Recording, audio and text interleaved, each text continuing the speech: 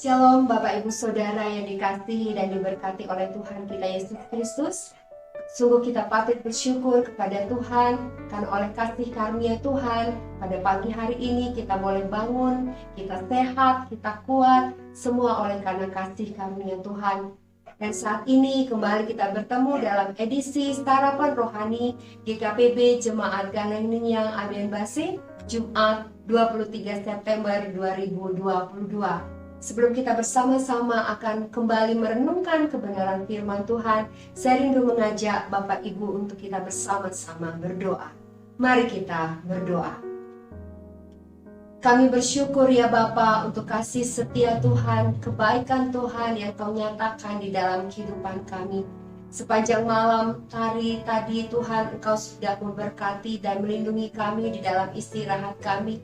Sehingga pada pagi hari ini kami boleh bangun, kami boleh kembali menikmati udara, kekuatan, kesehatan, dan sungguh kami yakin dan percaya berkat-berkat Tuhan sudah Engkau sediakan bagi kami hari ini. Sebelum kami menjalani kehidupan kami hari ini Tuhan, kami mohon tuntunan kuasa Roh Kudus Tuhan yang kami dengar melalui kebenaran firman-Mu.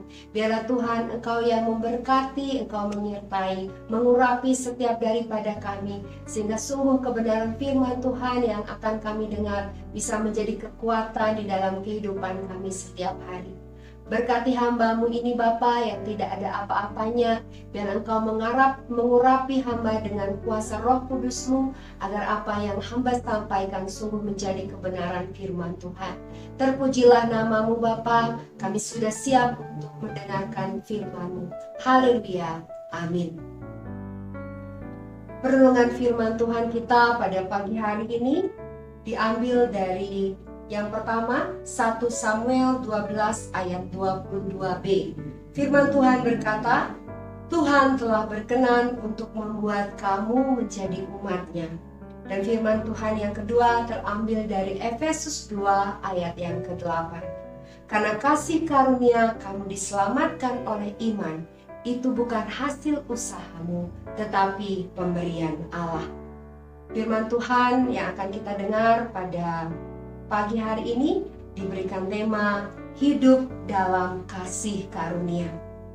Pernahkah kita merenungkan Bapak Ibu Saudara, apakah arti hidup yang sesungguhnya? Bukankah hidup itu begitu singkat? Bahkan dalam dunia ini tidak ada yang abadi. Segalanya akan berakhir pada saatnya. Dengan demikian, apa sebenarnya yang kita kejar di dunia ini? Apakah hidup ini hanya sekedar mengisi waktu dan mengejar sesuatu yang suatu saat akan kita tinggalkan? Untuk menjawab semua pernyataan tersebut, kita perlu memahami bahwa hidup kita sebagai orang percaya adalah hidup dalam kasih karunia Allah. Dengan menyadari hal ini, maka kita tahu apa yang harus kita kejar dan bagaimana seharusnya kita menjalani kehidupan ini. 1 Korintus 15 ayat yang ke-10 firman Tuhan berkata, tetapi karena kasih karunia Allah, aku adalah sebagaimana aku ada sekarang, dan kasih karunia yang dianugerahkannya kepadaku tidak sia-sia. Sebaliknya, aku telah bekerja lebih keras daripada mereka semua, tetapi bukannya aku, melainkan kasih karunia Allah yang menyertai aku. Paulus sungguh menyadari bahwa keberadaan hidupnya hanya oleh karena kasih karunia Allah. Bagaimana tidak, dia yang dahulu merupakan seteru Allah, penganiaya jemaat Tuhan dan orang yang paling giat melawan Tuhan, namun sekarang diberikan kesempatan untuk memberitakan kebenaran. Paulus menyadari bahwa anugerah Allah di dalam Yesus Kristus adalah sesuatu yang tidak ternilai. Pengorbanan Tuhan Yesus untuk menebus dosa manusia adalah kasih karunia terbesar yang perlu kita hargai. Salah satu hal terbaik untuk menghargai dan membalas kasih karunia Allah adalah hidup benar sesuai dengan kasih karunia tersebut. Hidup ini singkat, maka pergunakanlah dengan sebaik-baiknya. Paulus diberi waktu dalam dunia ini kurang lebih 60 tahun. Kemudian dia mati sebagai seorang martir di kota Roma. Namun hidupnya dipergunakan dengan efektif untuk melayani Tuhan. Setelah bertobat, Paulus bekerja keras lebih dari siapapun untuk memberitakan kasih karunia Allah yang telah dia alami secara pribadi. Paulus hidup dalam kasih karunia Allah sehingga dia dapat menjalani kehidupannya dengan benar dan dapat menjadi teladan bagi jemaat Tuhan dalam segala hal, dalam bekerja, dalam perkataan, dalam kasih dan sebagainya. Bagaimana dengan kehidupan kita? Adakah kita menyadari kasih karunia Allah dalam hidup kita? Ingatlah bahwa tanpa kasih karunia Allah dalam Yesus Kristus, kita adalah orang yang akan binasa oleh dosa kita. Tetapi karena pengorbanan Tuhan Yesus sajalah kita diselamatkan dan dilayakkan untuk memperoleh kehidupan kekal bersama dengan Tuhan. Jika begitu besar kasih karunia Allah dalam hidup kita, maka pertanyaannya adalah apakah kita akan menyia-nyiakan kasih karunia Allah tersebut dengan hidup sembrono dan sembarangan? Meski kita hidup dalam hukum kasih karunia Tuhan, bukan berarti kita bisa hidup sekehendak hati atau sebebas-bebasnya tanpa ada pagar pembatas. Di dalam kasih karunia Tuhan memberikan rambu-rambunya, yaitu melalui firman-Nya, yang bila dilanggar, kita pun dapat kehilangan kasih karunia Tuhan itu. Karena itu, jangan membuat menjadi sia-sia kasih karunia Allah yang telah kamu terima, apalagi sampai menyalahgunakan kasih karunia Allah untuk melampiaskan hawa nafsu dan hidup dalam penyangkalan terhadap Tuhan Yesus, seperti yang terdapat dalam Yudas 1 ayat yang keempat. Menyalahgunakan kasih karunia berarti dengan sengaja melakukan pelanggaran dalam kesadaran dan pengetahuan akan kebenaran. Marilah kita menjadi pribadi yang terus menyadari dan menghargai kasih karunia Allah bagi hidup kita. Hidup untuk kemuliaan Tuhan bukan sekedar berbicara melayani di gereja atau kegiatan keagamaan lainnya. Namun hidup untuk kemuliaan Tuhan berbicara mengenai kehidupan sehari-hari. Bagaimana kita menjalani kehidupan ini dalam kebenaran.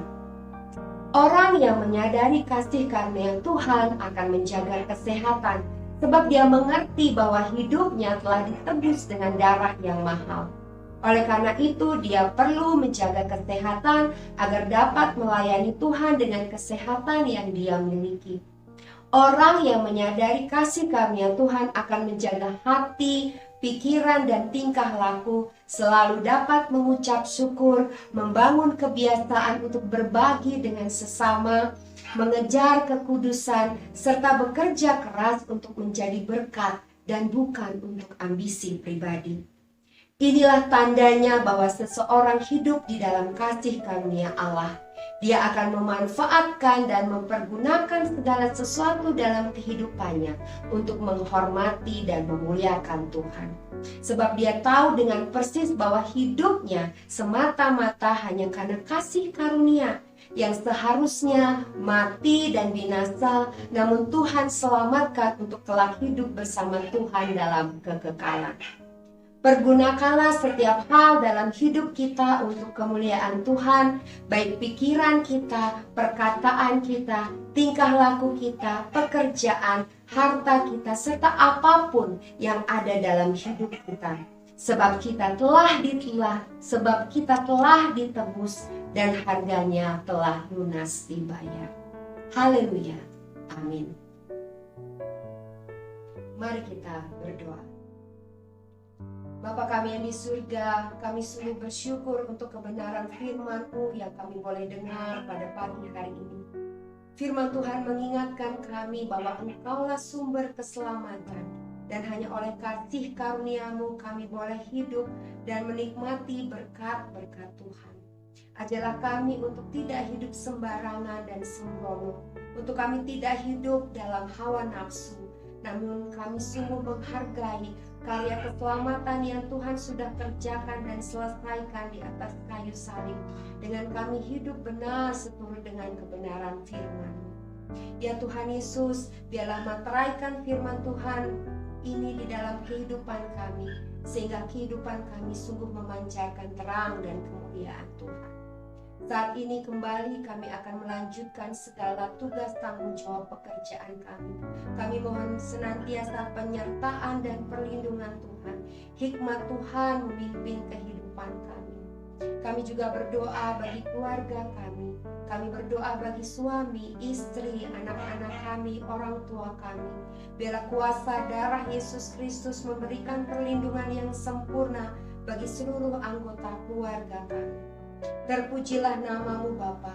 Di dalam nama Tuhan kami Yesus Kristus kami berdoa dan mengucap syukur. Haleluya. Amin. Selamat beraktivitas Bapak Ibu Saudara yang terkasih. Selamat menikmati berkat-berkat Tuhan yang Tuhan sudah sediakan bagi kita hari ini. Shalom.